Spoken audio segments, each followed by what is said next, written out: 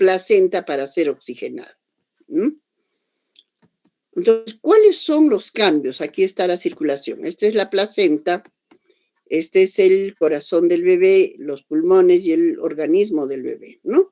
Entonces, fíjense cómo acá quien lleva la sangre arterial es la vena y las arterias llevan la sangre venosa, ¿ya? Entonces, ¿cuál es la característica de la circulación fetal?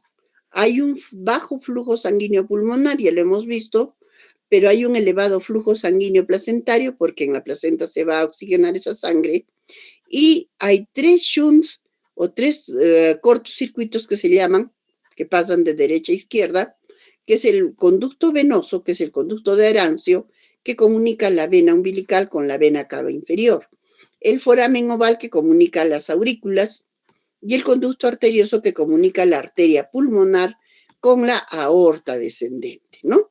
Y va a irrigar todo el organismo. Entonces, en todo caso, esta es la forma como se produce la oxigenación o la circulación del bebé. Igual, ahora la adaptación circulatoria. Ocurren 2 fenómenos grandes: la separación de la placenta y la expansión de los pulmones. Entonces, la circulación ya se va haciendo pulmonar y además de, ¿cómo se llama?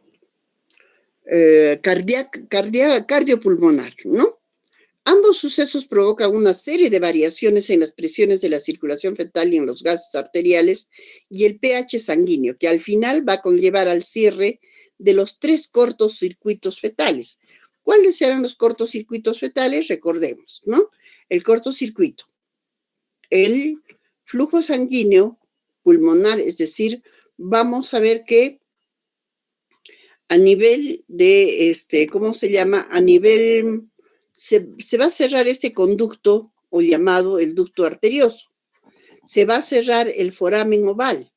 Se va a cerrar la circulación feto-placentaria, ¿no? Son los 3 cortocircuitos que se van a producirse, ¿ya? Entonces, bueno, aquí está cómo se produce la separación placentaria de la expansión pulmonar. La circulación transicional, ya sabemos que en la fase prenatal el feto depende de la placenta de la madre. La fase intermedia, que es la transicional, inicia con el posparto y con la primera respiración del bebé, y la fase adulta llega a término durante los primeros meses de vida. ¿Qué cambios se producen? ¿Cuáles son los cierres que se producen? El cierre del agujero oval, es decir, interauricular, obliteración del conducto arterioso, se va a cerrar, se va a obliterar. La obliteración de las arterias umbilicales va a ser separado de la placenta y hay que cortarla. La obliteración de la vena umbilical y el conducto venoso, que luego se va a convertir en el ligamento redondo, ¿no? En la fase adulta. Entonces, aquí vamos a ver los cierres, ¿no? El conducto interauricular, el conducto arterioso que está acá, el conducto venoso y la obliteración de las arterias umbilicales, ¿ya? Igual acá, la misma figura. Y estos son los cambios que se va a producir al nacer. Entonces aquí tenemos la circulación del adulto. El adulto es corazón, pulmón y sistema y todo el resto del sistema, ¿no? Ustedes saben que la sangre venosa ingresa a la aurícula derecha, de la aurícula al ventrículo derecho, del ventrículo derecho pasa por las arterias pulmonares hacia los pulmones, es oxigenado y regresa por las venas pulmonares a la aurícula izquierda, y de la aurícula izquierda pasa al ventrículo izquierdo, y del ventrículo izquierdo se va por la aorta hacia la periferia del organismo. Esa es la circulación del adulto, a diferencia, como han visto, como es el volumen, o mejor dicho, la circulación fetal. Entonces, el volumen sanguíneo de un niño a término más o menos es de 105 mililitros por kilo de peso, ¿no? La transfusión placentaria hasta 100 mililitros se da por el retraso al pinzar el cordón que inicia con la respiración. ¿Por qué ahora se pinza tardíamente el cordón umbilical? Para que tenga reservas ese bebé, decimos, de hierro durante su crecimiento hasta los 6 meses y más en adelante, ¿no? ¿Por qué? Bueno, eso es uno de los cambios o de las causas, de los fundamentos, por qué se está pensándose tardíamente. Pero, ¿qué sucede a nivel, qué sucede a nivel de altura? Una persona cuando vive a nivel del mar, vamos a decir, en toda la costa, o vive a una altura pequeña del nivel del mar, tiene 100% de oxígeno a nivel ambiental, pero a nivel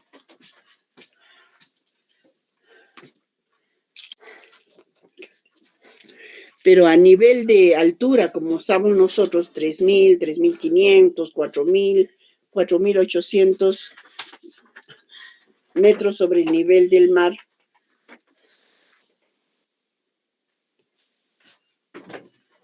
vamos a tener menos cantidad de oxígeno. ¿O estoy equivocada, Marisabel?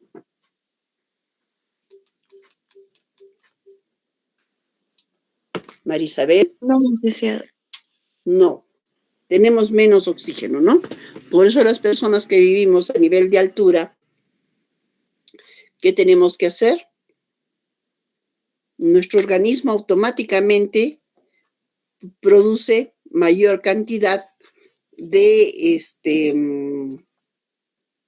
de glóbulos rojos. ¿Para qué? Para captar mayor cantidad de oxígeno del medio ambiente, ¿sí?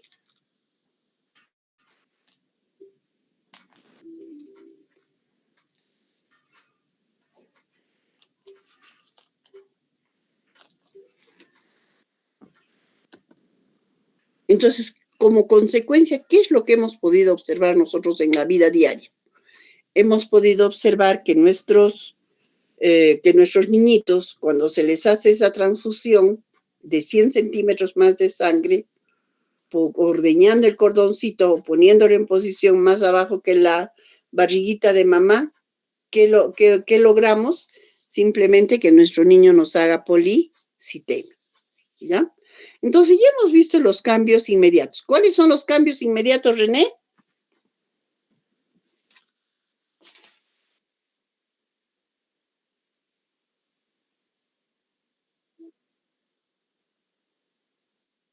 A ver, el transcurso de la sangre, ¿de dónde a dónde? ¿De qué por qué?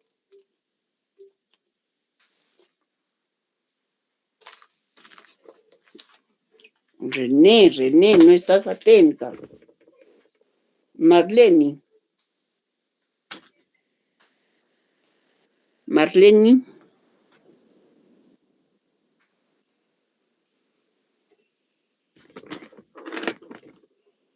No hay Marlene tampoco. Ruth. Chicos, ¿están ahí o no están ahí? Porque si no están atentos, por gusto estoy hablando, yo estoy hablando a la pantalla, nada más. Yo les paso las diapositivas y les digo que mañana tenemos un cuarto de tiempo como para tomarles una lección oral. Tampoco está. Olimpia. Sí, licenciada. Ah, está por fin. Alguien salvó por ahí el grupo. A los demás les estoy poniendo menos, ¿ah? Les estoy bajando nota. Ya. A ver, Olimpia. ¿Cuáles son los cambios que se produce cuando el bebé nace? ¿Cuántos tipos de cambios? Serían dos, licenciada. Los cambios fisiológicos y también los cambios físicos que puede presentar el bebé al adaptarse, ¿no?, a la vida extrauterina. A ver, Miguel Ángel. Los cambios podrían ser también que, como hay un cambio que se está interrumpiéndose suministro de oxígeno por parte de la madre al ser el cortamiento umbilical. Entonces el bebé va a respirar por primera vez. Otro también es que va a depender de sus propias reservas. Como ya no va a recibir nutrientes, su sistema digestivo se va a preparar para procesar su leche materna. Otro también cambio Miren, es la temperatura. miren, ahorita yo todavía no les he hablado nada de esos cambios, solamente hemos hablado cambios inmediatos, intermedios y tardíos. Y hemos hablado los cambios inmediatos. ¿Cuáles son los cambios inmediatos, Miguel?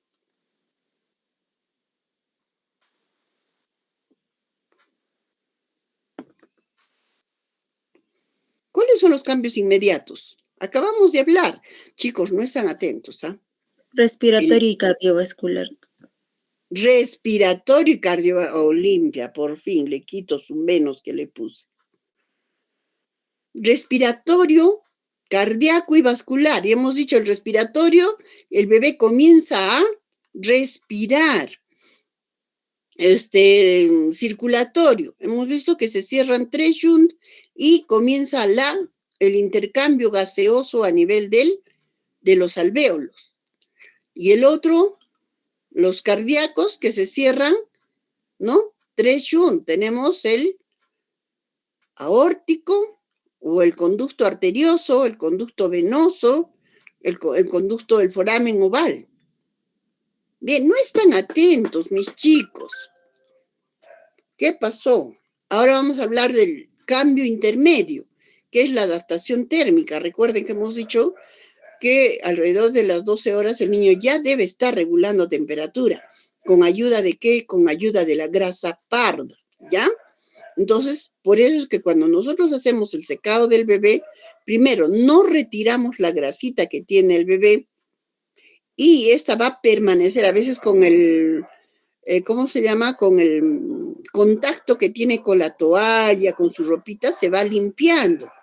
Pero ¿dónde va a quedar? Mayormente va a ser en las zonas donde hay pliegues, ¿no? Llámese pabellón, detrás de los pabellones auriculares, en el cuello, en las axilitas, en las ingles, entre las manitos. No cerramos, no secamos la manito. ¿Por qué? Porque al secar la manito estaríamos limpiando ese olor que tiene el bebé de líquido amniótico, el olor de mamá. Entonces el bebé cuando nace lo ponemos en la barriguita de mamá y el bebé va reptando mediante el olorcito que siente en sus manitos, en las palmitas de sus manos, va reptando hasta llegar al pecho de mamá, ¿no? Se va a ir arrastrando, vamos a decir, o va a ir gateando hasta el pecho de mamá, lo lame en saliva y de pronto plum, se prende del pecho de su mamá. Es lo que normalmente hace el bebé, ¿ya? Entonces, ¿cuán importante es la adaptación térmica? Entonces, va a regular temperatura nuestro chiquitito, alrededor de las 12 horas. Entonces, vamos a ver, cuando hay hipotermia, ¿qué se va a producir? Es decir, este niño no está regulando temperatura. Va a haber con aumento del consumo de oxígeno, se va a producir acidosis en el bebé, va a haber un metabolismo anaerobio, por lo tanto va a haber aumento del gasto metabólico, disminución de la glucosa y se puede producir daño cerebral por escasa reserva de glucógeno. Miren lo que la hipotermia puede llevar. Ahora, la pérdida de calor sucede por 4 mecanismos: por evaporación, por radiación, por convección y por conducción. Por eso es importante, ni bien nace el bebé, hay que envolverlo pues en una toallita caliente para que por evaporación no se pierda el calor del bebé. Lo vamos a envolver. Ahora, por conducción, si mi toalla está fría, va a perder calor por conducción. Por convección, por las corrientes de aire que va a haber en el ambiente. Ustedes saben, si estamos en una sala de partos, a veces hay entrada, salida del personal técnico o de alguien que está entrando, saliendo del médico, del obstetriz o de algún personal que está por ahí, ¿no? Entonces va a haber corrientes de aire y estas corrientes de aire también va a hacer que se enfríe nuestro bebé. Y por radiación, cuando hay, ¿no? Hacia los objetos fríos, como les decía, por ejemplo, una toalla fría. ¿Cómo se produce la termogénesis? El recién nacido da calor por metabolismo del cerebro, corazón, hígado. Entonces, esto es lo que mantiene el medio térmico neutral, que al exponerlo al frío vamos a hacer que la termogénesis de la grasa parda disminuya. Hay vasoconstricción periférica y el bebé adquiere una postura flexionada para mantener el calor. Hasta nosotros adultos, cuando sentimos frío, ¿qué hacemos? Nos encogemos, nos cruzamos de brazos. Si estamos en nuestra cama, inclusive sentados, tendemos a encogernos. Igual hace el bebé, ¿no? Hace esa postura. Entonces hemos dicho que frente al frío se produce inmediatamente una termogénesis química en el bebé, hay liberación de la noradrenalina que ayuda la grasa parda, por eso decimos que actúa la grasa parda, esta activa el metabolismo de los tensoactivos y el glicerol que van a liberar calor y por lo tanto va a haber consumo de oxígeno en forma exotérmica, el cual va a liberar 2.5 calorías por gramo de grasa parda por minuto, y esta va a calentar a la sangre. Por eso les decía, perdón chicos, por eso les decía que no debemos de permitir enfriar al bebé, ¿ya? Ni tampoco retirar la grasa parda. Entonces la termogénesis se va a producir por una buena provisión de glucosa, que es lo que conforma pues, la grasa parda. La lipoproteína lipasa, que son enzimas que van a metabolizar los tensoactivos. El oxígeno, que se consume al metabolizar los tensoactivos. Entonces, los recién nacidos que van a nacer con asfixia, hipoglicemia, problemas respiratorios, sufren pues de hipotermia, ¿no? Porque no están pues todos los componentes actuando. Entonces, el medio térmico neutro es cuando el consumo de oxígeno es mínimo por el recién nacido, pero conserva su temperatura normal. Es decir, la temperatura corporal profunda o central, llamada central, es de 37,5, mientras que la de piel o subcutánea es de 36,5. El consumo de oxígeno es de unos 4.6 mililitros por kilo por minuto para mantener el ambiente térmico neutro. Eso es con relación al cambio intermedio. Y al cambio tardío se produce a nivel, ya les decía, digestivo, hepático y renal. Miren, son 3 también. A nivel digestivo, vamos a ver que el bebé todavía tiene una incoordinación, succión, deglución, por eso a veces presenta regurgitaciones o presenta vómitos. Entonces, ¿cómo estimulamos esta coordinación, succión, deglución? Al colocar al bebé sobre el pecho de la madre o frente al pecho, como lo decía el bebé, recién nacido recta en la barriguita de la mamá y llega al pecho de la mamá y comienza a lamer el pezón. Miren, y eso hace que se estimule esta coordinación que debe ser coordinación, succión, deglución. Es decir, que el bebé pueda tomar algo y deglutir inmediatamente y no que se quede en la boca y pueda pasarse al pulmón, ¿no? Que pueda producir una aspiración. Entonces, el bebé, por eso al inicio nosotros no le vamos a dar pues un plato de avena, un plato de bistec, no, le damos la lechecita que es calostro, no es leche en sí, sino es calostro, porque la leche tiene pues almidones, tiene grasa, tiene mayor cantidad de amilasa, lipasa, que todavía el bebé no está pudiendo, digamos, asimilar. ¿Por qué? Porque el hígado también va a demorar. Entonces, esta adaptación digestiva se espera en los bebés más o menos alrededor de 12 a 24 horas también, ¿ya?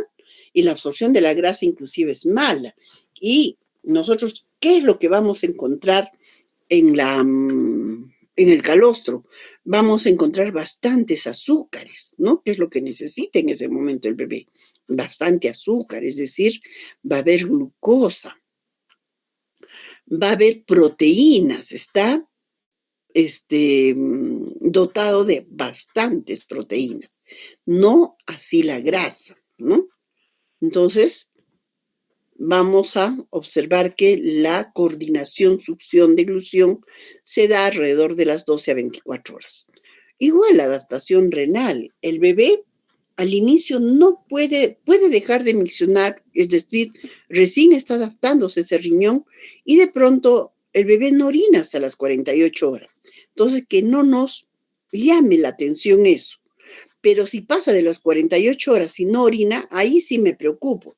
¿Por qué? Porque algo está pasando allí. Algo está pasando. ¿Ya?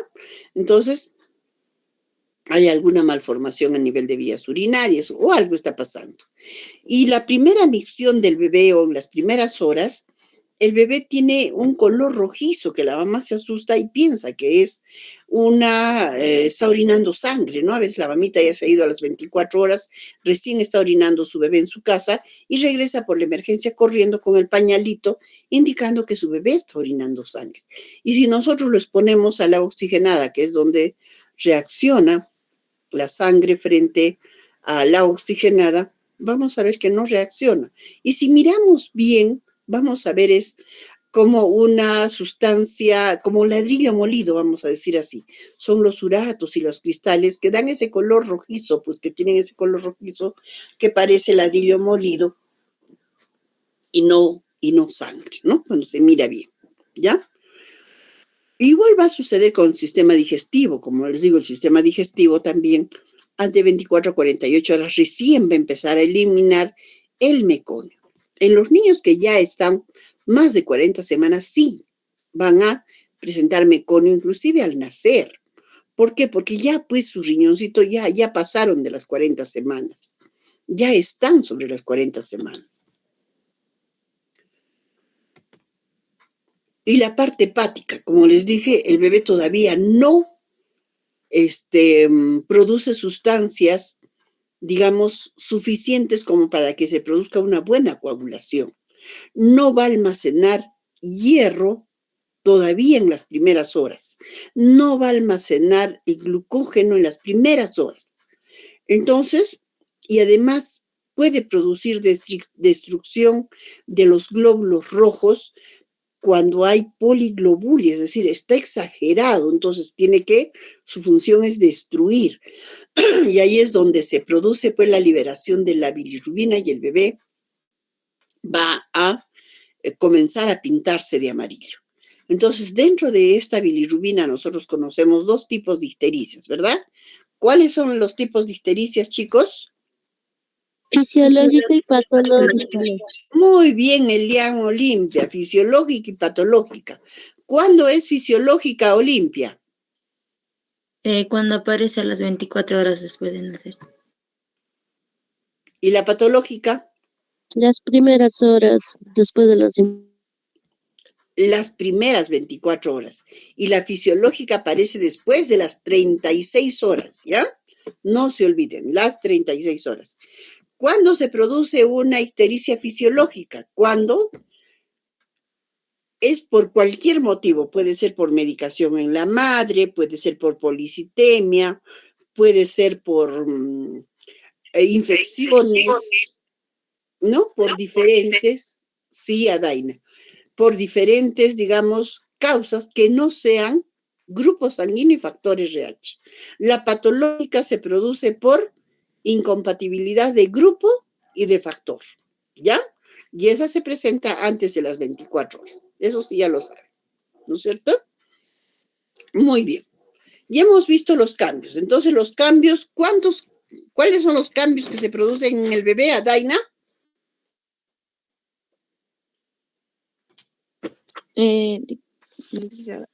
Cambios inmediatos, intermedios. ¿Ya?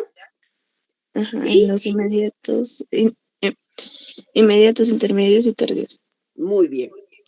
En los inmediatos me decías cuáles son. Es el respiratorio y la circulación y cardíaco. Cardíaco, muy bien. Los intermedios.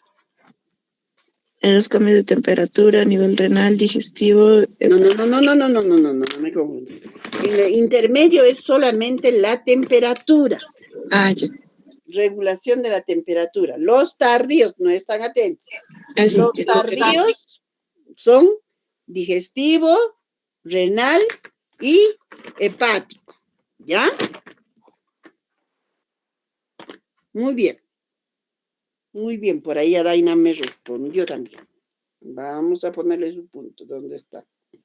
Eliam y Olimpia. Listo.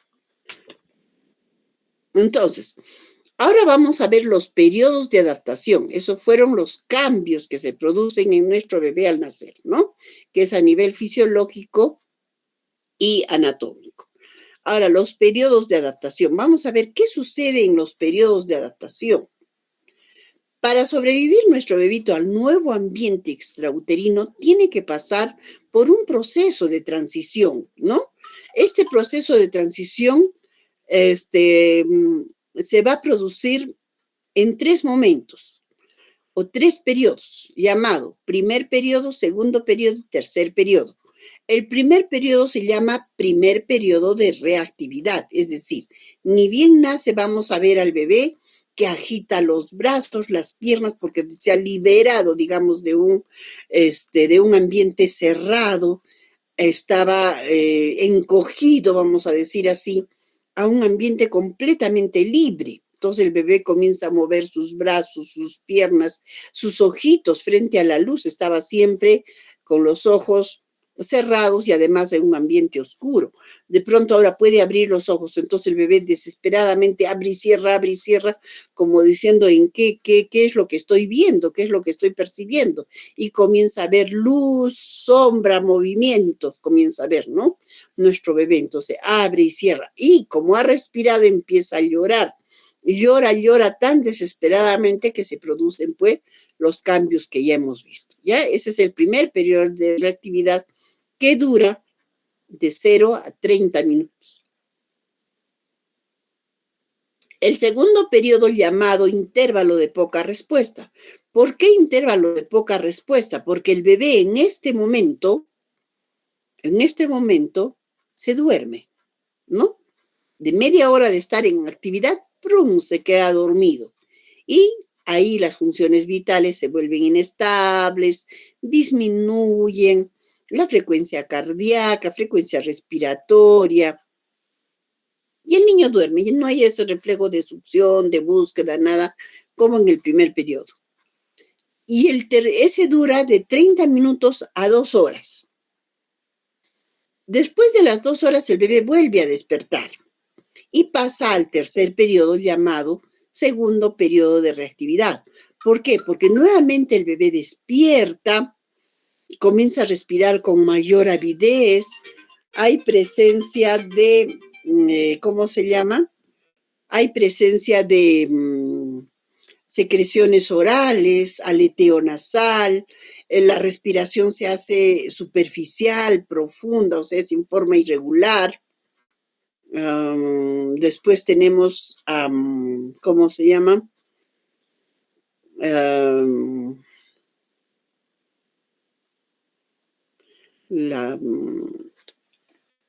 Las funciones vitales, ya les hay presencia de peristaltismo, comienza a haber peristaltismo, hay movimientos peristálticos. El bebé llora, hay reflejo de búsqueda, de succión. Y este periodo dura de 2 horas. Unos autores dicen hasta las 8 horas y otros dicen hasta las 12 horas, que justamente coincide con el periodo intermedio que es de la termorregulación. Entonces, bueno, acá estamos viendo el primer periodo de reactividad, dura pues hasta los 30 minutos. Hay hipertonicidad, comportamiento exploratorio, las funciones vitales se hacen, digamos, un poco inestables, pero ya hay respiración, lo que no hacía el bebé dentro del vientre materno. Hay aleteo nasal, retracción costal, hay gruñido, o sea, con ruido. Puede o no haber hipotermia. Hay movimientos gestuales de succión, deglución, ¿no? Y en el intervalo de poca respuesta, ya les decía, las funciones vitales están completamente inestables, comprende de 30 minutos hasta las 2 horas de nacimiento. El bebé ya se va poniendo más rosadito, el bebé duerme en este momento. Y el tercer periodo, que es el segundo periodo de reactividad, desde las 2 horas hasta las 8 horas y otros autores, como les decía, 12 horas, ¿no? El bebé nuevamente despierta, se torna muy reactivo a estímulos exógenos y endógenos, hay inestabilidad vasomotora, la respiración comienza a ser irregular, hay secreciones orales, aparecen los ruidos intestinales, la temperatura se va a estabilizar, hay actividad motriz variable, hay llanto y arqueamiento del cuerpo, ¿no? Todo lo que les acabo de decir. Hay algunas causas que van a alterar tanto la eliminación del líquido pulmonar como la adaptación pulmonar. ¿Qué puede ser? Nacimiento por cesárea. Ya les decía que es diferente el nacimiento por cesárea al nacimiento por vía vaginal. Un trabajo de parto inducido, la prematurez de nuestro chiquitito, la administración de medicamentos a la madre antes del nacimiento del bebé, patologías maternas, la adaptación pulmonar, el estrés por frío, el periodo expulsivo prolongadísimo, hipoxia y acidosis, ¿no? Se va a producir si es que dura más tiempo, ¿no? Entonces, va a haber disminución en la perfusión pulmonar en cuando el bebé nace asfixiado. Fíjense, no se ha dilatado como debe ser, por lo tanto, todo se va a alterar. ¿Listo? ¿Alguna pregunta, chicos, hasta acá?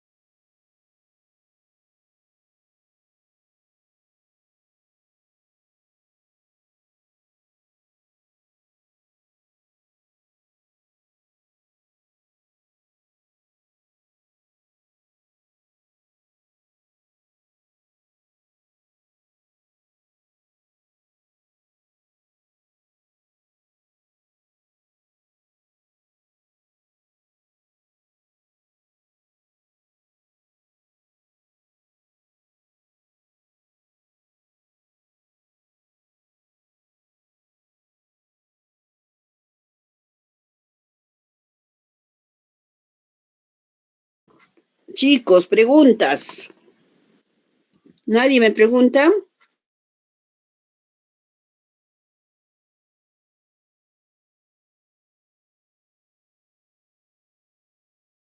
Sí logré entender, licenciada, todo lo que nos explica.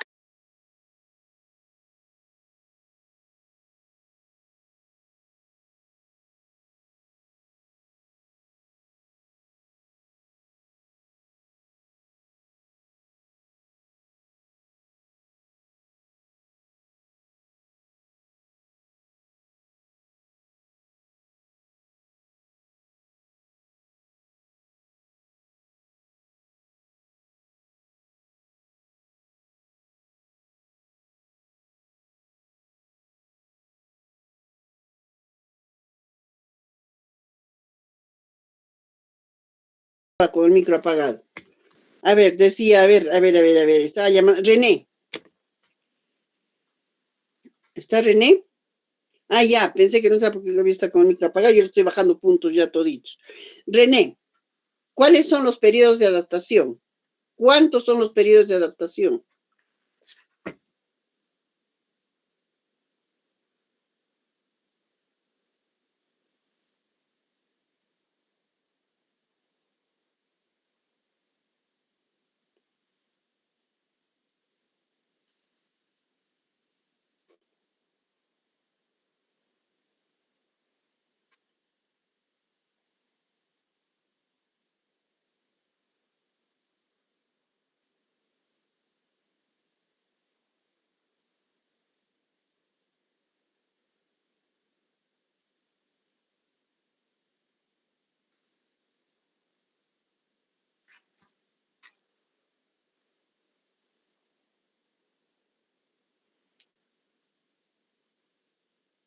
Muy bien, René.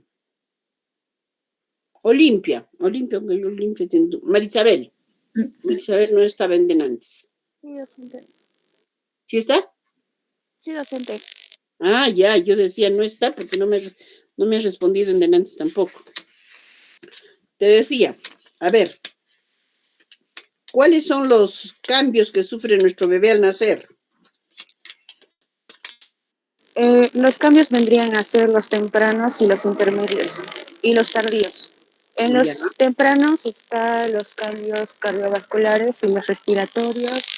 En los intermedios están los cambios de temperatura y en los tardíos, digestivos, renales y hepáticos. Muy bien, Marisabel. Son 3 también, ¿no es cierto? Ya. Entonces vamos a pasar a atención inmediata del recién nacido, ¿sí?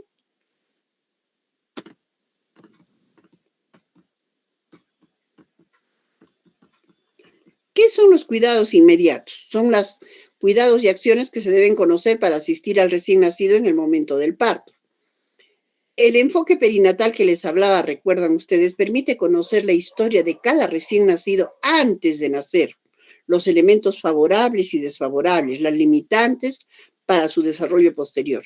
Ya les comentaba de que cuando un bebé nace, ni bien nace este niñito, ¿qué es lo que tenemos que hacer? Tenemos que prepararnos para el nacimiento. Todo nuestro equipo tiene que estar listo y operativo.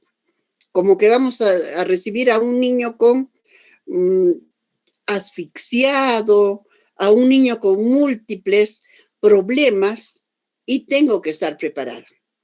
Así no tenga factores de riesgo prenatales, prenacimiento. Así no tenga. No, porque no, me cruzo de manos y digo, no, este bebé no va a tener problemas porque no hay ningún factor de riesgo. No. ¿Qué pasa si el expulsivo demora? ¿Qué pasa si de pronto el niño se deprime intraútero? Le hacemos un ultrasonido y de repente el bebé está con frecuencia cardíaca menos de 100.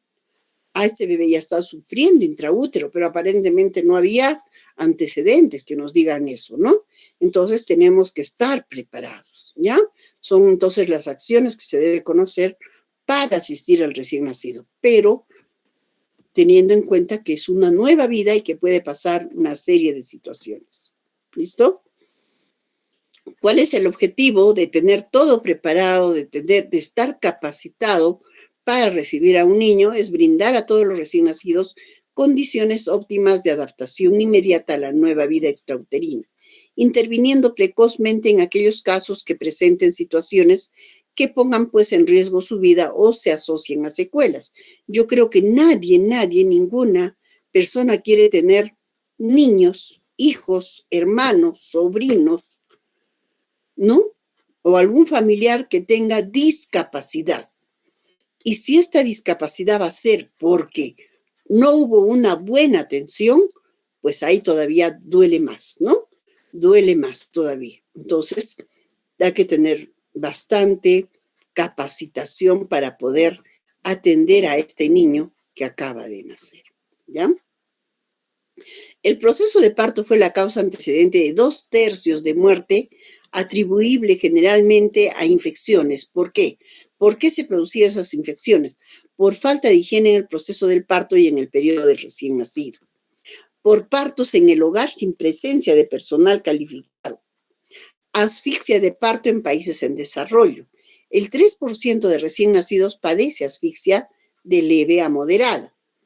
No olvidemos que las mamitas que dan a luz en casa y no han estado preparadas, se les vino el parto de pronto o simplemente no quieren ir a un establecimiento, es atendido muchas veces o por la vecina que tiene poco conocimiento de atención o por el esposo o por alguien que estaba en la casa. ¿Y con qué cortan el cordón umbilical? De repente piedra con piedra, ¿no? Una chancadita y como es gelatina nada más, se corta el cordón umbilical. O de repente con una teja, con un pedazo de ladrillo, con una tijera ni siquiera estéril, ni siquiera desinfectada, o con, ¿no? Con lo que se tenga a la mano. ¿Y qué pasa con muchas mamás? Que algo de conocimiento siempre tienen, ¿no? El familiar que lo atendió la ata el cordón umbilical que ha quedado con la placenta va a atar al dedo gordo de la mamá. ¿Para qué? Para que no se entre el cordón y pueda llegar hacia el hospital o se salga solito, haga su periodo de alumbramiento automáticamente. También sucede eso, ¿ya? Pero esos partos no son pues limpios. Entonces, generalmente estos son los que se atribuyen a las diferentes infecciones que presenta luego nuestro bebé.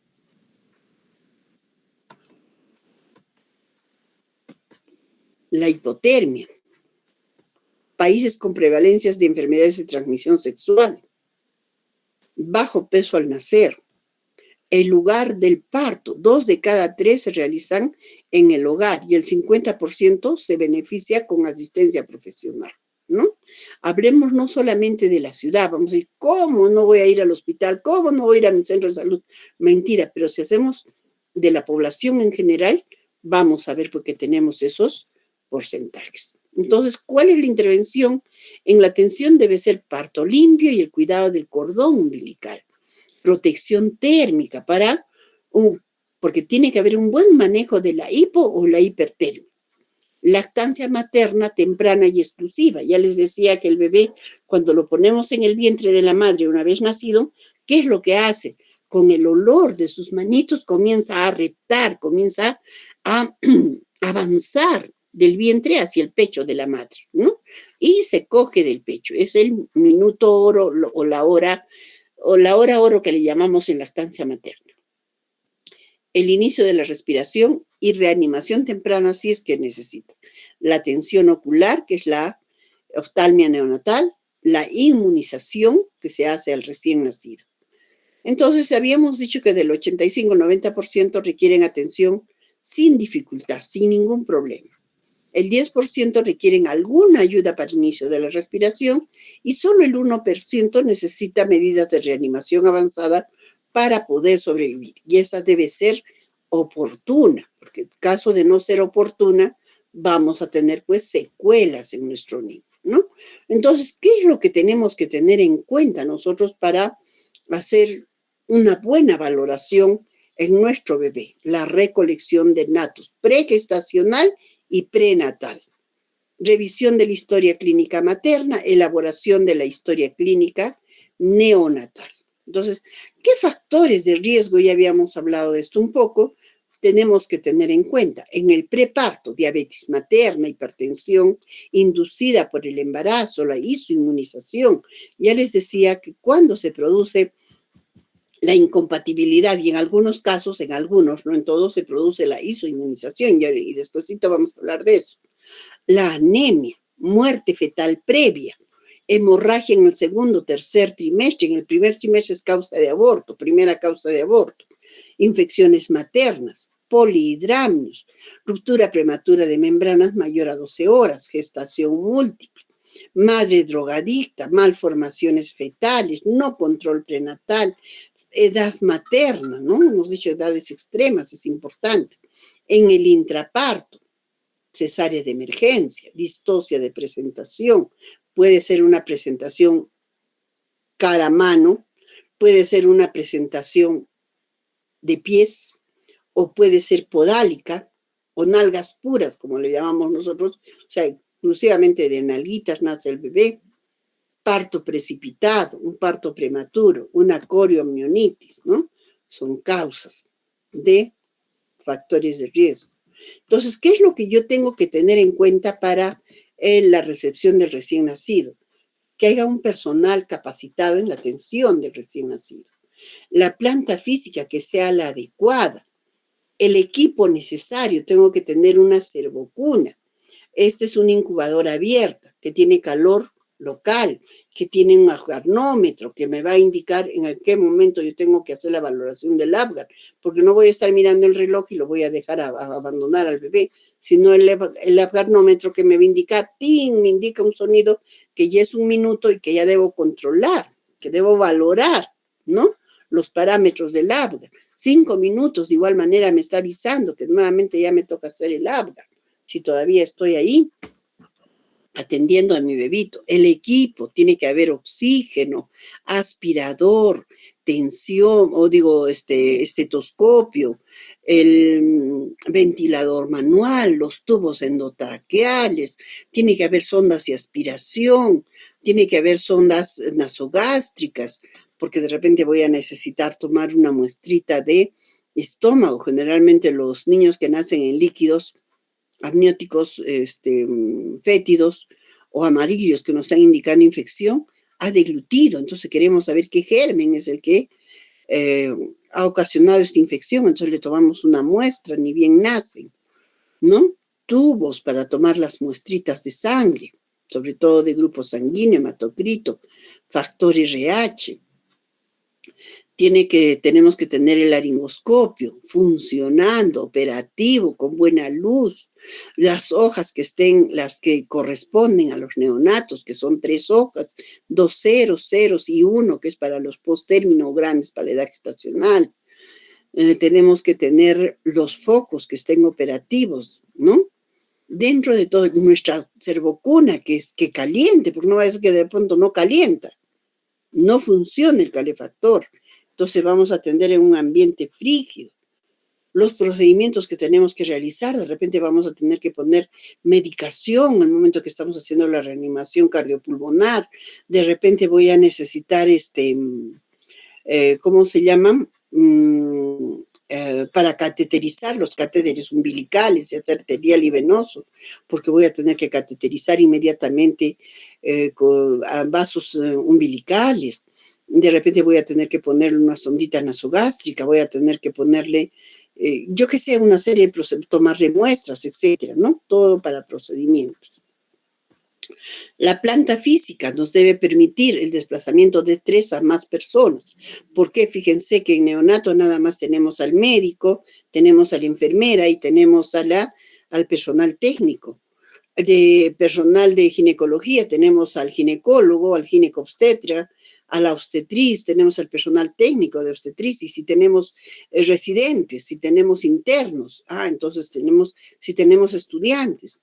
Entonces, tiene que ser un ambiente grande como para poder albergar a todo ese personal. La localización de una sala de partos debe estar justamente cerca a la unidad de neonatología para tener un acceso fácil y rápido.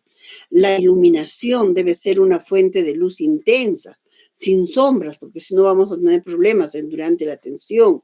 La temperatura debe estar sobre 24 grados centígrados, ventanas y puertas deben estar cerradas, no debe haber aire, no debe haber estufa. Una fuente radiante de calor, que es lo que va a calentar a nuestro bebé y va a calentar nuestra incubadora. Un oxígeno empotrado de preferencia, porque si voy a necesitar un largo periodo de oxígeno, de repente el de balón se me puede acabar. Entonces, de preferencia debe haber una fuente de oxígeno empotrado, ¿ya? De preferencia. Entonces tenemos que tener en cuenta, como les decía, la servocuna, el monitor, el oxímetro. Tenemos que tener en cuenta que tenemos que tener ahí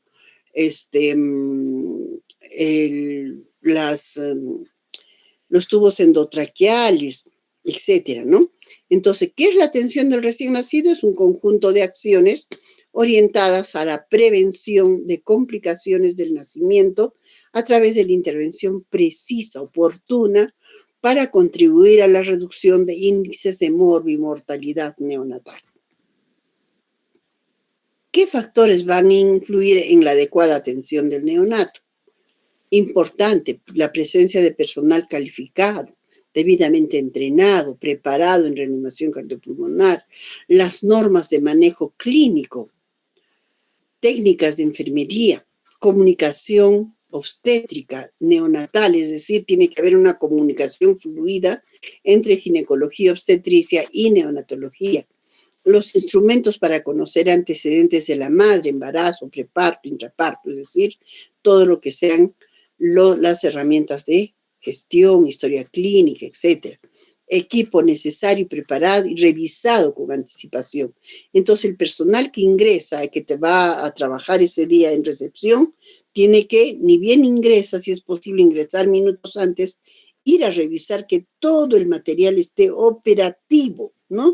Cosa que así en el momento del nacimiento no esté revisando recién y de repente me nace un niño delicado, asfixiado. Programas de capacitación continua en servicio.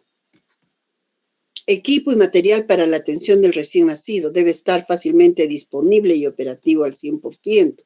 Debe ser inspeccionado y probado sistemáticamente antes del parto. Entonces, fíjense acá, yo tengo una fuente de oxígeno empotrada, aspiración empotrada. Tengo mi incubadora para transportar a mi bebé, tengo mi servocuna para la atención recién nacido. Y ahí tengo que tener todo mi equipo, ¿no? Operativo. La fuente de calor, que es la cuna radiante, temperatura ambiental adecuada en sala de partos, que debe estar de 24 a 28 grados.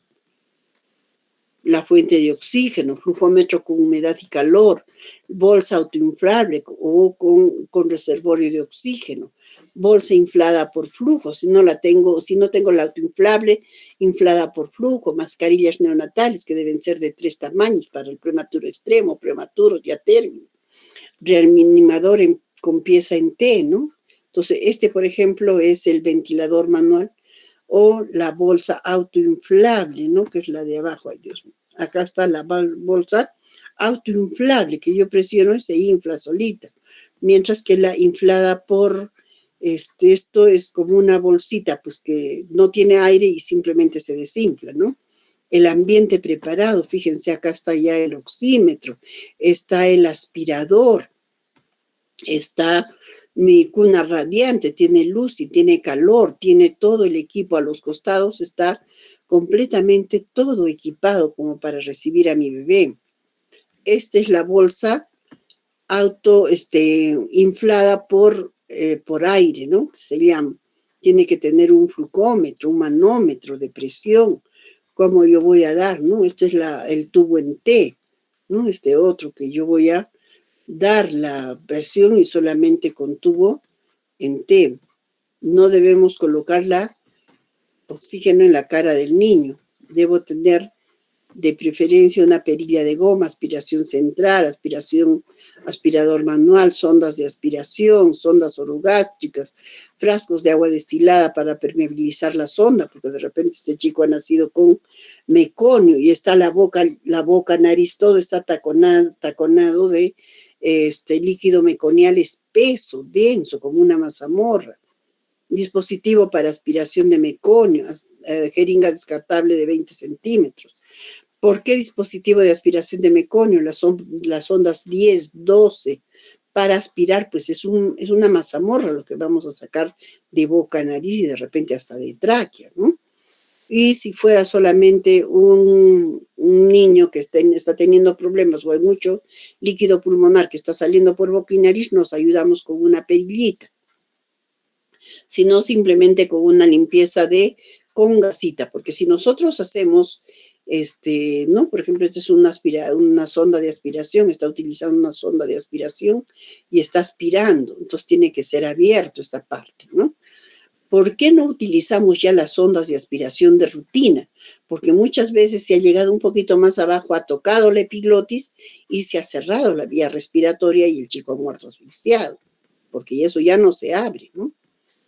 El equipo de intubación, guantes estériles, laringoscopio, con hojas de laringoscopio, les decía 2 ceros, un 0 y un número 1, tubos endotraqueales desde el 2,5 hasta el 4, estiletes si es que los tubos endotraqueales son demasiado flácidos, ¿no? Por ejemplo, las Brown tienen un buen tono que no necesita un estilete, ¿no? Pero en caso de otras marcas sí tenemos ese problema. Entonces, cuando estamos poniendo se dobla. Entonces, para evitar eso, utilizamos el estilete. Sistema de fijación, es decir, cómo vamos a fijar el tubo endotraqueal, la máscara laríngea, en caso de que necesitemos una máscara laríngea, esparadrapo, detector de CO2, ¿ya? El equipo de ventilación, bolsas de reanimación neonatal con válvula o sin válvula de liberación, máscaras faciales de diversos tamaños, ya les decía que deben ser de 3 tipos, sondas orogástricas, fuente de oxígeno y flujómetro. Cuando nosotros vamos a hacer una ventilación debemos poner siempre una sondita orogástrica. ¿Para qué? Para que salga el aire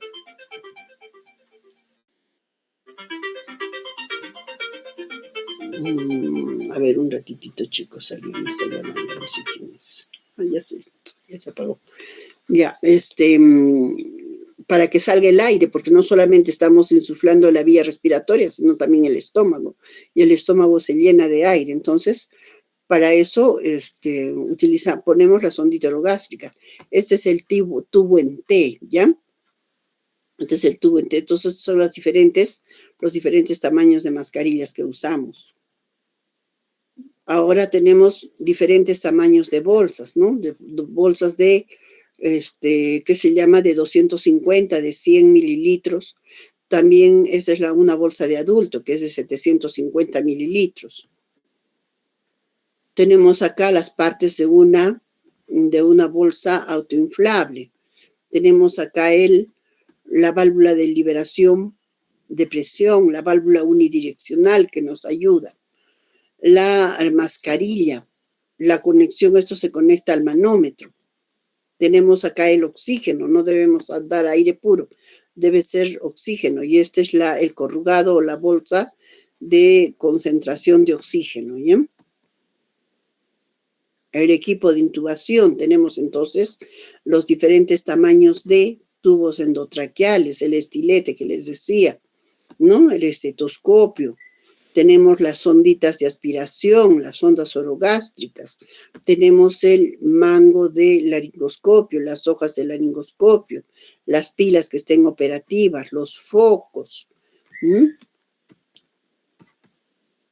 Esta es la máscara laríngea, que muy poco lo utilizamos, particularmente nosotros. En Lima sí he visto que en el Almenara, en el Rebagliati se utilizan bastante, pero acá no se utiliza mucho la máscara laríngea. Entonces, ahí los tenemos al bebé, que miren, ya está acá intubado, ¿no? Y tenemos que fijar a la comisura labial o al labio superior. Entonces, para eso necesitamos los fijadores. Equipo de atención individual, tenemos los mandilones, gorro, mascarilla, bots, o sea, el equipo de protección, guantes estériles de diferentes tamaños, los campos o toallas que vamos a recibir al bebé deben estar precalentados, los clambos, cinta umbilical, tijeras u hoja de bisturí, gasas estériles, bolsas de polietileno. En caso de los niños prematuritos, los recibimos, hacemos todo el cuidado y lo metemos inmediatamente a la bolsa para que no pierda calor. Los frascos o tubos para muestras y exámenes de rutina que hacemos, y las telas adhesivas. El equipo de monitoreo y control de funciones vitales, reloj con segundero, termómetro rectal, estetoscopio, oxímetro de pulso, oxímetro ambiental, monitor neonatal, el apgarnómetro que está incorporado en la cervocuna, el equipo de antropometría, el centímetro, tallímetro, balanza, ¿no? Equipo de profilaxis, tenemos la vitamina K, una ampolla, tetraciclina para la profilaxis ocular, jeringas de 1 centímetro. ¿Para qué? Para colocar la vitamina y las vacunas. Algodón con alcohol puro, gasas estériles, algodones estériles.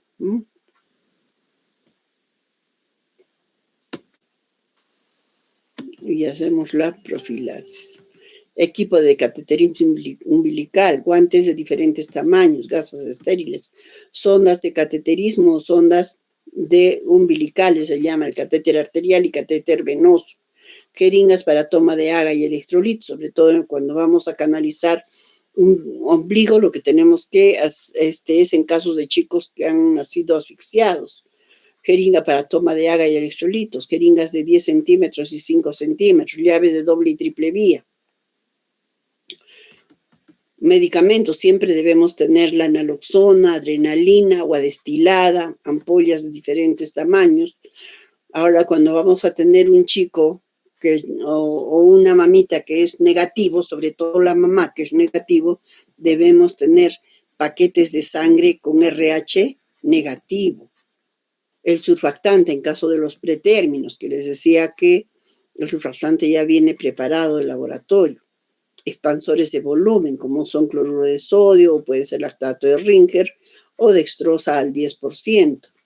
Material de identificación, como son la tela adhesiva, brazaletes, tarjeta de identificación.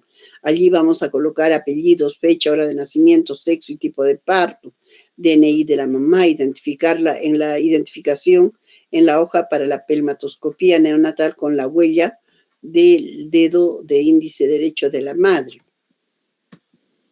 La atención inmediata, lavado de manos y antebrazos, uso de guantes, mandilón, gorra, mascarilla es importante. Prevenir siempre la pérdida de calor, liberar la vía aérea, evaluar la condición del paciente. Preparación, fuente de calor, calentar el ambiente, la superficie, calentar la cervocuna donde vamos a atender a nuestro bebé.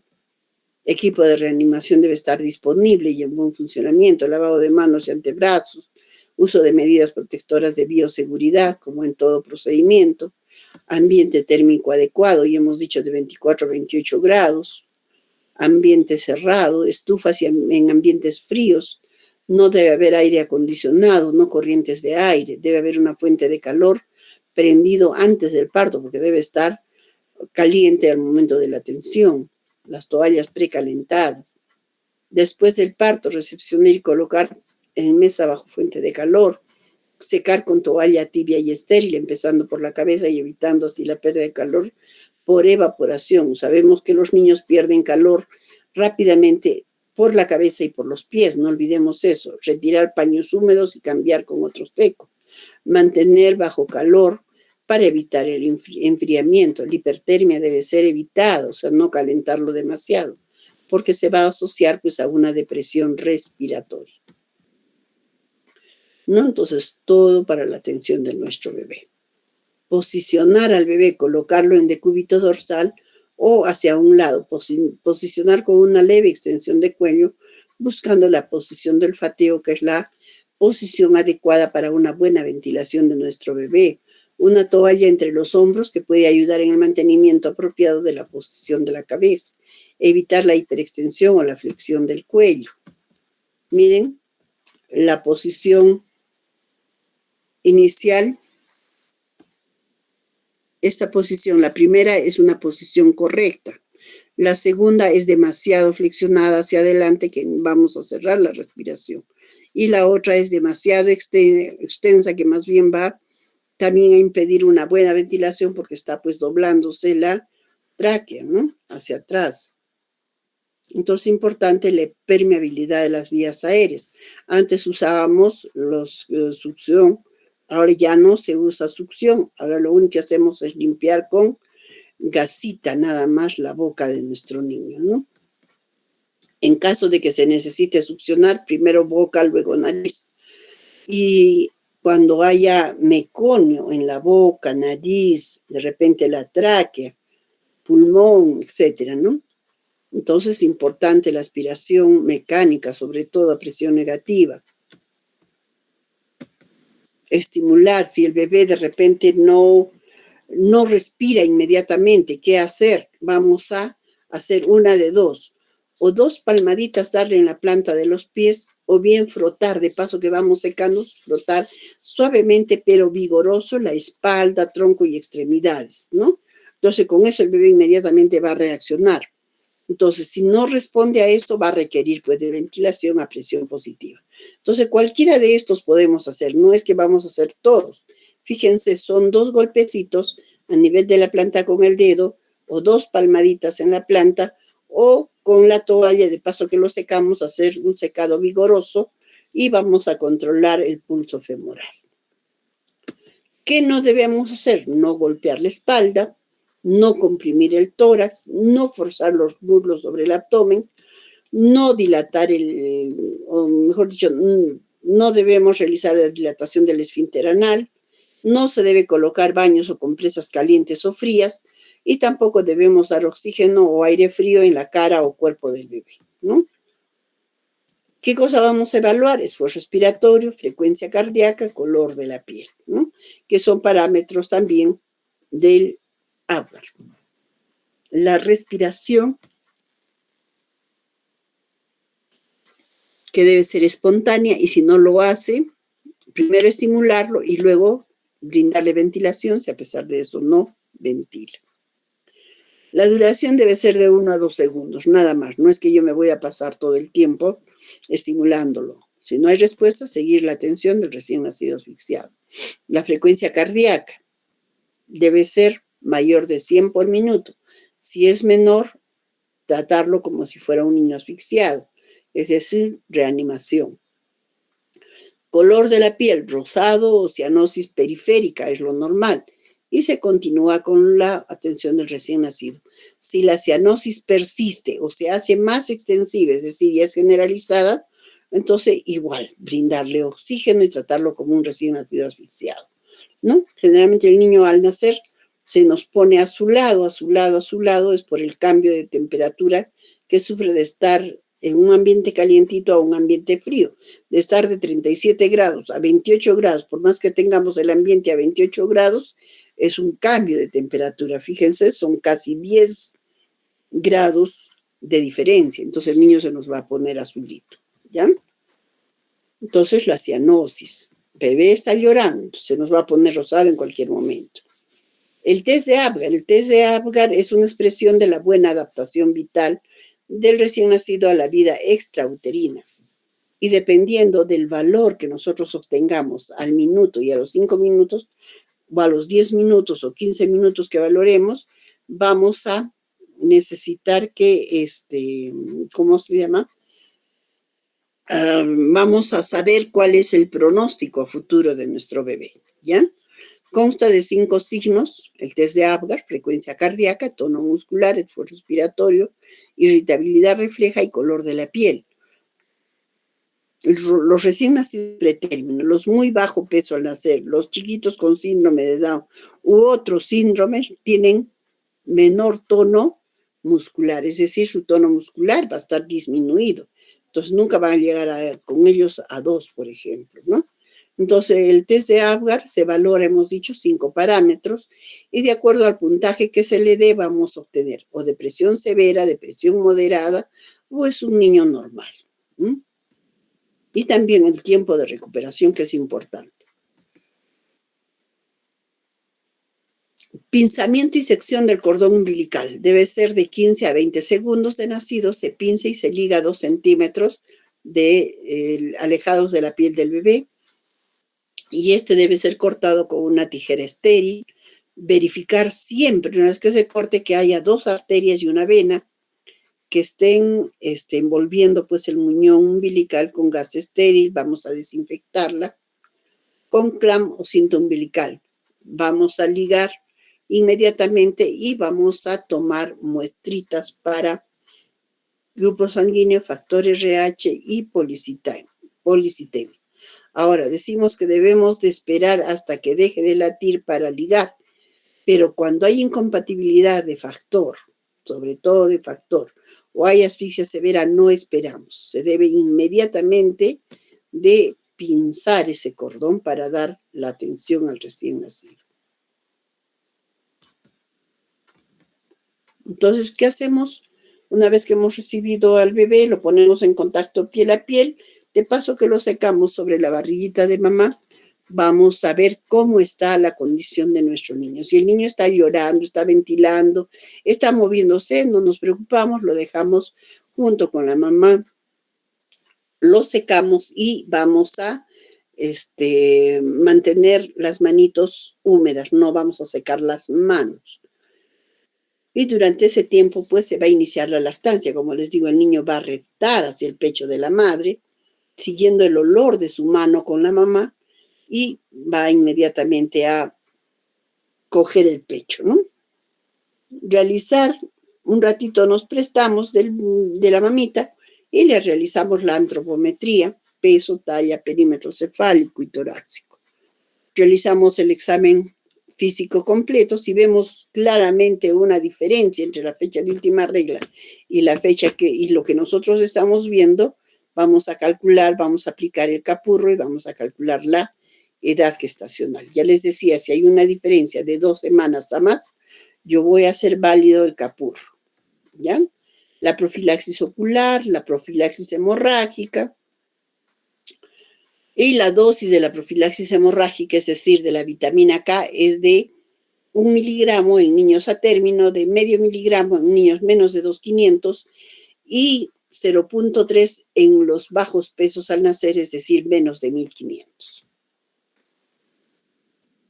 Verificamos la permeabilidad anal, introduciendo pues el termómetro hasta 1 centímetro por el orificio anal, porque de repente podemos mirar a simple vista y decir, no, está permeable el anito, pero de pronto ponemos el termómetro y hacia un poquito más arriba no está permeable, hay atresia o hay estenosis.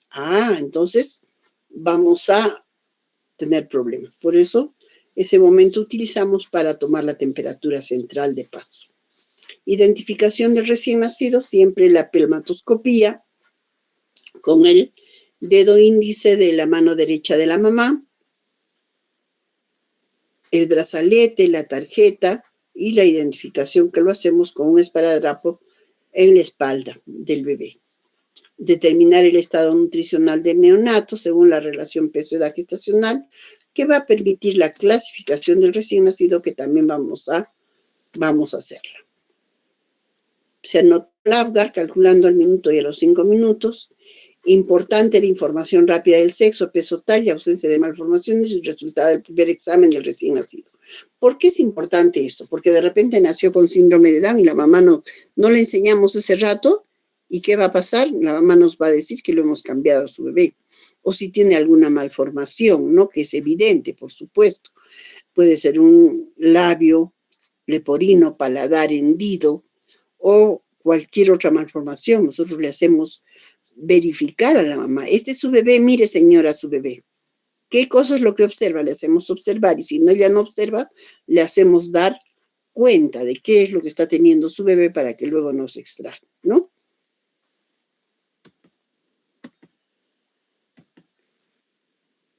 ¿Qué puede fallar durante la transición? Ventilación insuficiente, bloqueo de la vía aérea, o puede fallar ambos.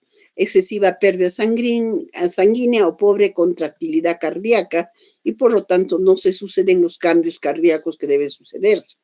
Constricción sostenida de las arteriolas pulmonares también, y por lo tanto no hay una buena oxigenación o intercambio gaseoso. Y la clasificación del recién nacido debe hacerse según el peso al nacer, según la edad gestacional y según la relación peso-edad gestacional. Según el peso al nacer, vamos a clasificarlos de muy alto peso, mayor a 4,500, de alto peso de 4 a 4,500, de peso adecuado de 2,500 a 4 kilos, de bajo peso menos de 2,500, de muy bajo peso menos de 1,500 y extremadamente bajo peso menos de 1,000 gramos.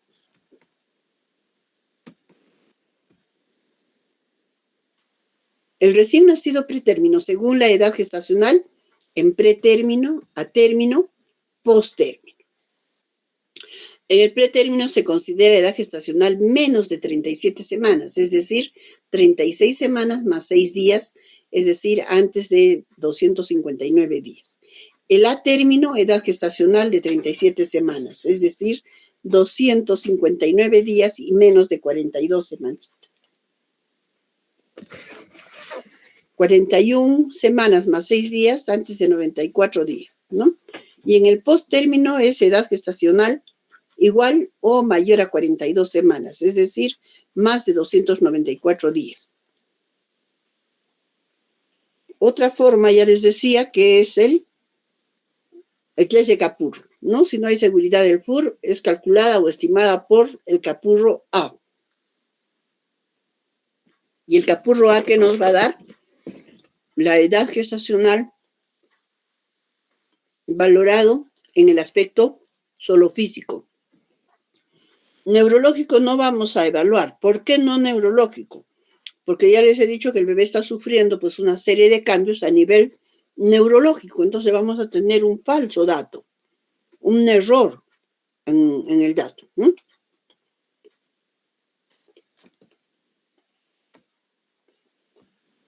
Entonces, según ver la edad gestacional, según la relación peso-edad gestacional, se obtiene tabulando edad gestacional y peso al nacer de acuerdo a las curvas de crecimiento intrauterino, que el resultado nos va a dar en percentiles 10 o 90. Si es menos del percentil 10, va a ser un pequeño para la edad gestacional o hipotrófico. Entre el percentil 10 y 90 nos va a dar adecuado para la edad gestacional o eutrófico. O sobre el percentil 90 nos va a dar un grande para la edad gestacional o hipertrófico.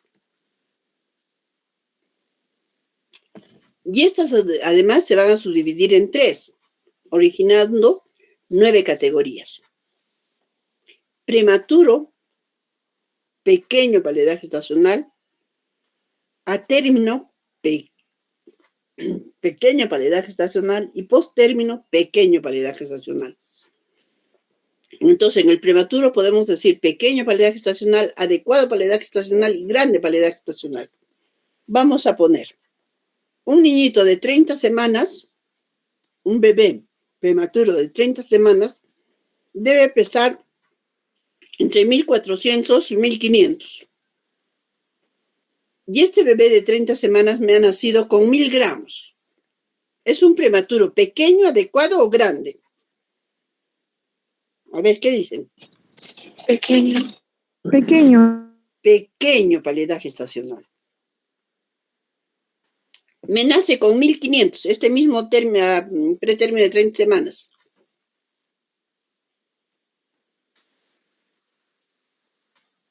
Con 1.500 de peso. ¿Cómo lo califico?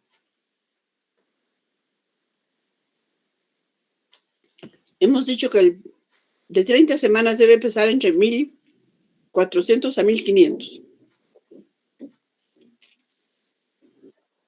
Adecuado para la edad gestacional. Y si de repente este niño me nace con 2 kilos, Adecuado. grande para la edad gestacional. Muy bien, Estefan. Es un prematuro, pero es grande para su edad gestacional, ¿no? Y si de repente tengo un a término. Sabemos que los niños a término están considerados, de acuerdo al peso, mayor a 2.500 hasta 3.800, ¿no? O 3.900. Y yo tengo un niño de 38 semanas que pesa 5.200.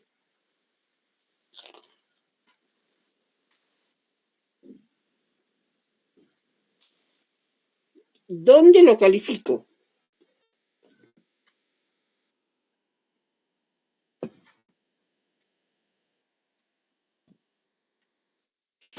Es un niño de 38 semanas, es decir, es un niño a término que me pesa 5.200. Es un grande para la edad gestacional. Y si de repente este mismo niño de 38 semanas me pesa 1.800.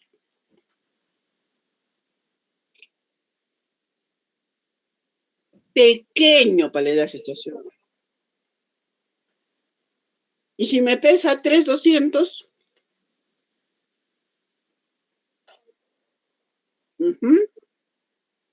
adecuado para la edad gestacional.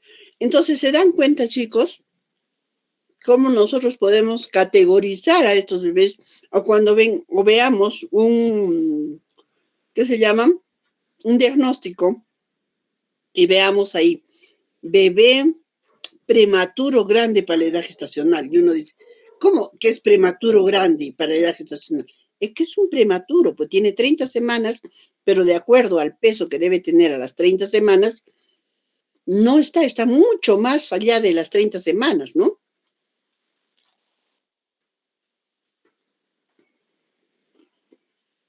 Entonces, esto nos va a permitir predecir el riesgo de morbimortalidad de cada recién nacido, ¿no? Si es muy bajo, extremadamente bajo peso al nacer, me preocupo porque ese niño tiene pocas probabilidades de vivir. O si es un grande para edad gestacional, uno de 5 a 200. Este bebé hay que tenerlo en observación porque es un grande para la edad gestacional y me va a hacer una serie de complicaciones, empezando desde una hipoglicemia, porque esos bebés tienden a hacer pues hipoglicemia, ¿no? Y puede convulsionar y además de convulsionar va a, ¿cómo se llama? Va a tener secuelas cerebrales, pues daño cerebral. Respecto a la inmunización, sabemos que todo niño debe vacunarse contra la tuberculosis, que es la famosa BCG. Pero, según el último calendario, podemos vacunar a partir de los 2 kilos. Antes era a partir de los 2,500.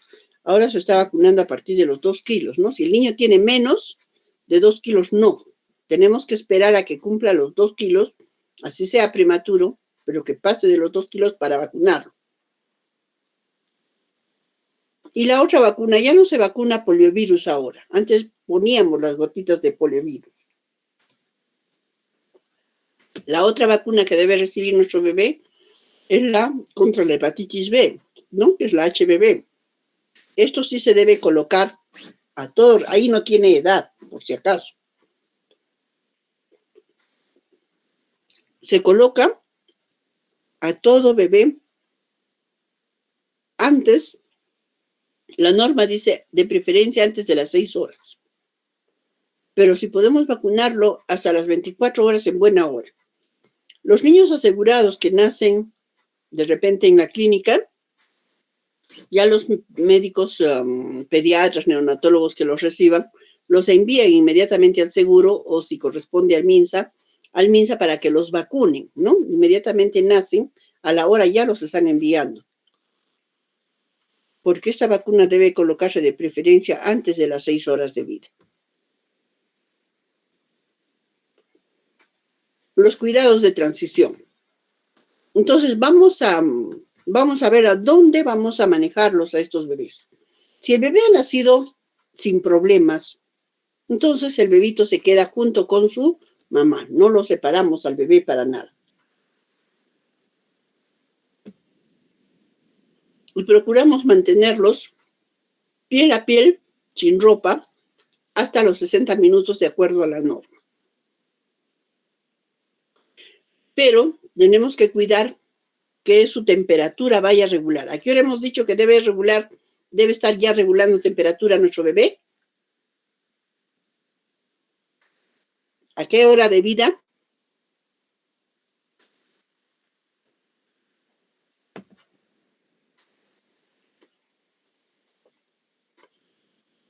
Chicos, después de las 12 horas, ¿no? A las 12 horas ya debemos, entonces, antes de eso lo que hacemos es procurar que el bebé esté piel a piel con la mamá para que ayude a regular temperatura, además de la grasa parda, se debe mantener al bebito así, ¿ya? A las 12 horas ya el bebé debe estar regulando temperatura. Miren que eso lo hemos visto en adaptación, lo hemos visto en cambios. Y de preferencia propiciar pues la lactancia materna exclusiva. Porque al inicio la mamá, si bien es cierto, no va a tener leche, tiene el calostro, eso nada más es necesario para el bebé. Son gotitas lo que sale, pero eso es lo único necesario. Ahí tiene todas las calorías, tiene toda la proteína, todo el azúcar que necesita nuestro bebé, ¿ya? Y hablar siempre sobre las ventajas de la lactancia materna exclusiva, Hay que enseñarle la técnica de lactancia materna y educación sobre reconocimiento de signos de alarma. Tenemos que decir a la mamita que observen a su bebito, porque ella, mejor que nadie, va a saber cuando su bebé no está bien. La mamá conoce a su bebito. Entonces, resumiendo todo lo que hemos hablado, decimos que los componentes esenciales de la atención del recién nacido son parto limpio, cuidado de cordón umbilical, protección térmica, lactancia materna temprana y exclusiva, monitoreo, atención ocular y la inmunización. ¿Ya? ¿Cuán importante es? ¿Alguna pregunta hasta acá, chicos?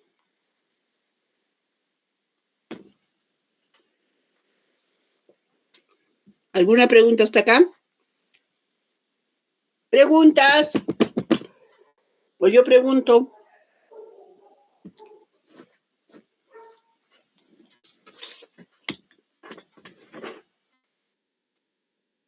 Ruth. A ver, con Ruth.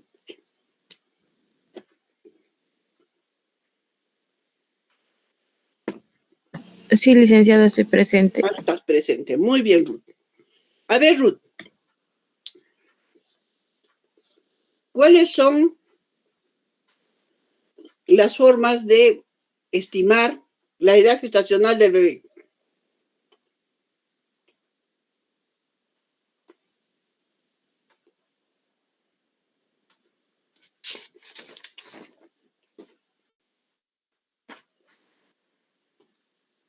Mediante el test de Capurro, licenciada. Ya, mediante el test de Capurro, es decir, utilizando escalas. ¿Qué más? También por la última fecha de regla. Ya, ¿qué más?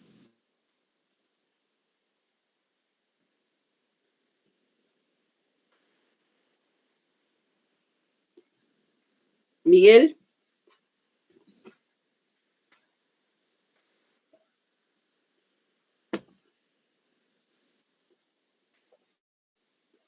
Miguel.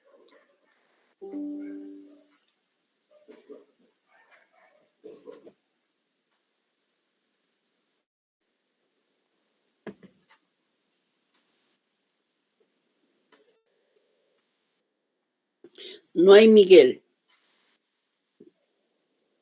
Marleni. Aquí estoy de frente. También podría ser por ecografía obstétrica. Caracho, yo en ningún momento he hablado de ecografía.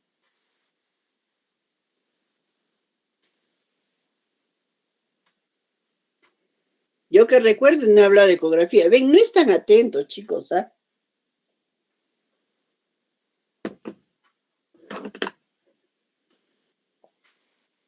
Hemos dicho que podemos determinar lo que decía vuestra compañera por el test de Capurro, puede ser por fecha de última regla.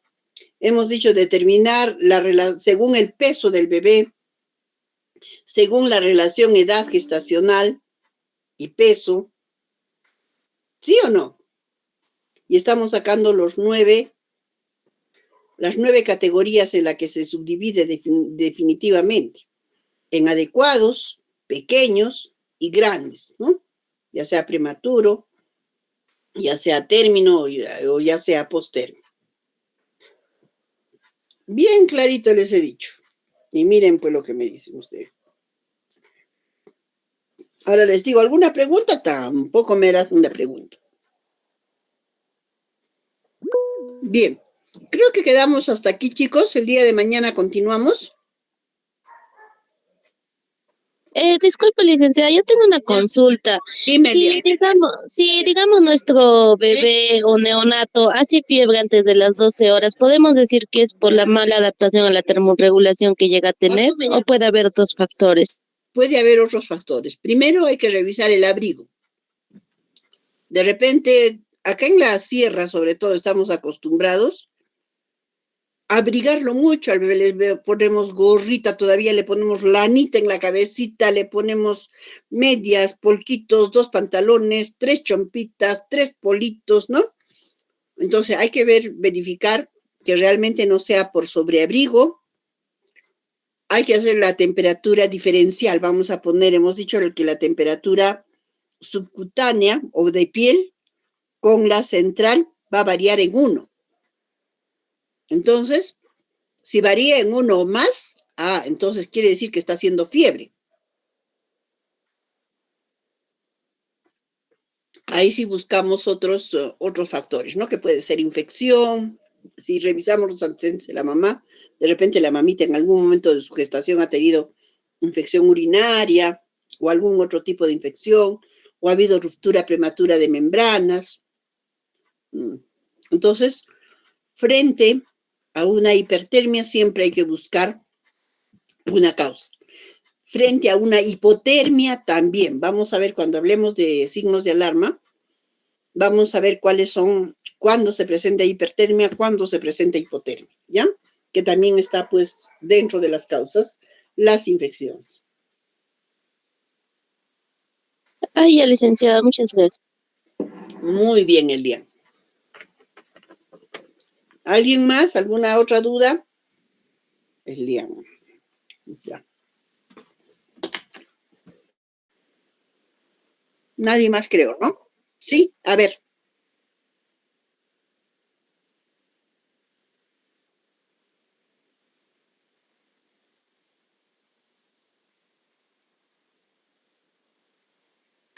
Muerte, es decir, que el bebé ha fallecido. A ver, el bebé nace. Vamos a poner que ha nacido, es un bebé que ya tiene 42 semanas o 43 semanas de edad gestacional por fecha de última regla. Y realmente cuando el bebé nace, va a nacer pues flácido, líquido verde meconial espeso, controlamos funciones vitales, frecuencia cardíaca, porque lo primerito que tenemos que hacer es no respira, frecuencia cardíaca, menos de 20, menos de 10, siempre con las funciones vitales, ¿no? No responde, lo estoy ventilando, no respira, lo ventilo. Está menos de 100, le doy masaje cardíaco, no responde, le pongo adrenalina. Sigo con ventilación, masaje cardíaco. Una segunda, no responde, le pongo una segunda dosis de adrenalina. No responde, le pongo una tercera dosis de adrenalina. No responde, pero tiene frecuencia cardíaca, aunque sea de 20, tiene frecuencia cardíaca. Entonces tenemos que darle chance de poder hacer la reanimación cardiopulmonar y revivirlo a este bebé. Pero el bebito cuando nace y no tiene frecuencia cardíaca, está completamente flácido, hipotónico, la piel está verde porque está con líquido meconial, el meconio tiñe, la piel del bebé tiñe el cordón del bebé, ¿ya? Está todo verde y ya, pues ya no hay nada que hacer si no hay frecuencia cardíaca.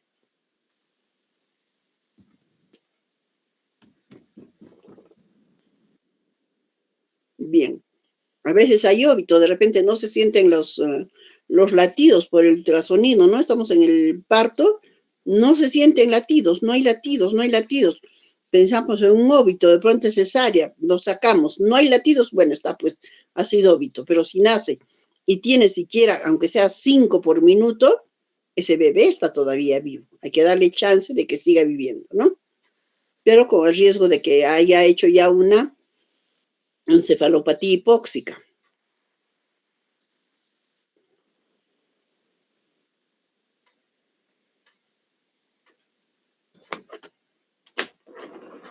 ¿Alguna pregunta más, chicos?